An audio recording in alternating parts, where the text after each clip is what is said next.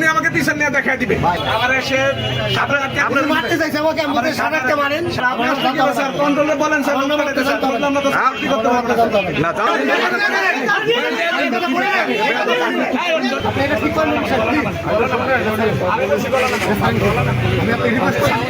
আরে স্যার জনগণ হাতে ছেড়ে দেন।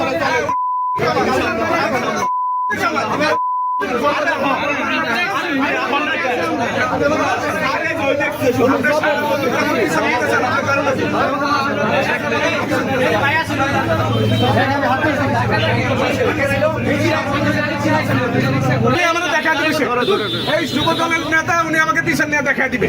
বলতেছে এটা আটকায় পিছনে চলেন, ক্ষমতা দেয় মারবো।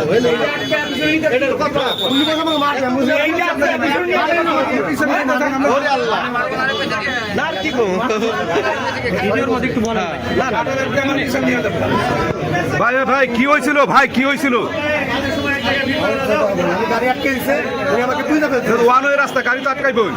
আমি গাড়ি তো সাইলেন্সি, গাড়ি গ্রামে কিনে যাইছি, আমি গাড়ি গ্রামে কিনে নিয়ে রিক্সা করতে হবে না, গরিব মানুষ না। হ্যাঁ নেমে গেছি, ওয়ান ওয়ে রাস্তা রিক্সা নেমে গেছি রিক্সা থেকে।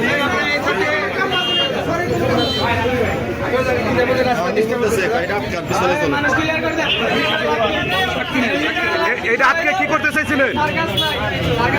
এটা আটকে কি করতে চাইছিলেন? কি করতে চাই? আবার এসে আপনি মারতে চাইছে আমাকে, আমাকে সারাতে মারেন।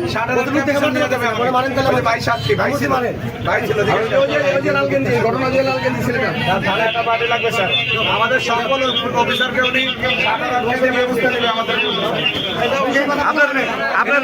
আপনার রাজনৈতিক পরিচয় কি? আপনার নাম শাহিন না? স্যার কন্ট্রোলে বলেন স্যার, আমরা তো কি করতে পারবো না। জানতে তো হবে। কেন জানতে হবে না? কেন কে জানবে?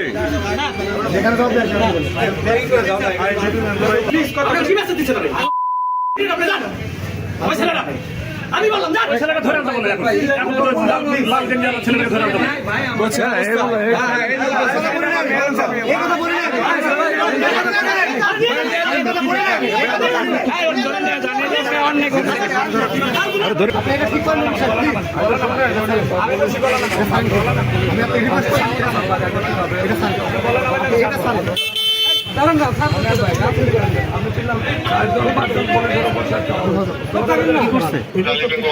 ছাড়েন না ভাই,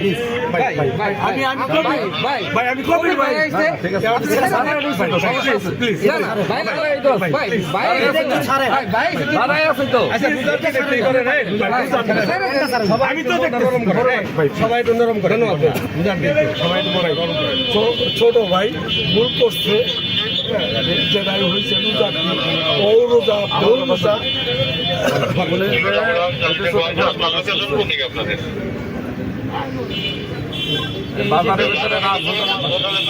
স্বপ্ন এখানে, স্বপ্ন এখানে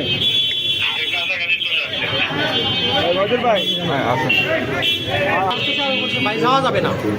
তুই কার রিক্সা থামাইছো, তুই আমার চিনো, তোর পারি একবার মাইরে ফেলাবো। সে আমার গায়ে হাতই তুলি। পরে আশপাশের লোকজন ছিল, তারা থামাইছে। থামানোর পরে এই অবস্থা হচ্ছে, ফোন দিয়ে আমার চাকরি খাইয়া ফেলায়, আমার নাম্বার নিতে করে, ব্রাশ নাম্বার কত করে, এই কত